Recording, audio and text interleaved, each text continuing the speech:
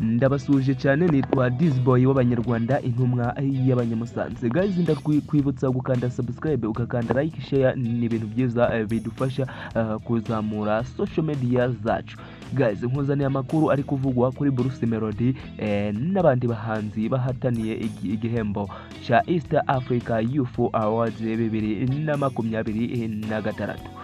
Bruce Melody arimo guhatanira ibihembo muri irushanwa ryo muri East Africa Youth Awards 2026. Iya aha niho aherutse gutangazwa ko ari mu bahataniye igihembo cha Male Artist of the Year, umuhanzi w'igitsina gabo w'umwaka, hamwe n'abandi bahanzi bakomeye bo muri Afrika y'Iburasirazuba. Bruce Melody ahataniye Male Artist of the Year, igikombe cy'ubuhanzi w'umwaka w'igitsina gabo. Abandi bahataniye nawe muri ico igihembo ni Joshua Black, umuhanzi wo muri Uganda, Satibi umuhanzi w'umurundi, Mbosso umuhanzi ukomeye wo muri Tanzania. Aba bose babaye ku rutonde rwo guhatanira igihembo kimwe muri irushanwa ry'ubuhanzi muri aka karere ka Afrika y'Iburasirazuba mu mwaka w'ibihumbi 2026.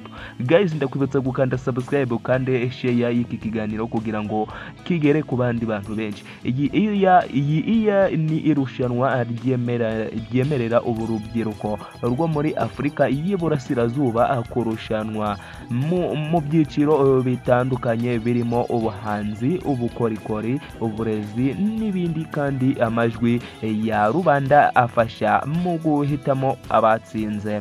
Nshobora no kukubona amakuru arambuye y'ibihembo byose Bruce Melody ahataniye mu mwaka w'ibihumbi 2026. Niba bikeneye ko nabigushirira ku murongo, nyandikira muri comment umbwire ibihembo ahataniye mbikugezeho. Nyita Dizboy w'abanyarwanda intumwa y'abanyamusanze. Ndabakunda cyane, kanda subscribe ukande share, ni ibintu byiza cyane na like.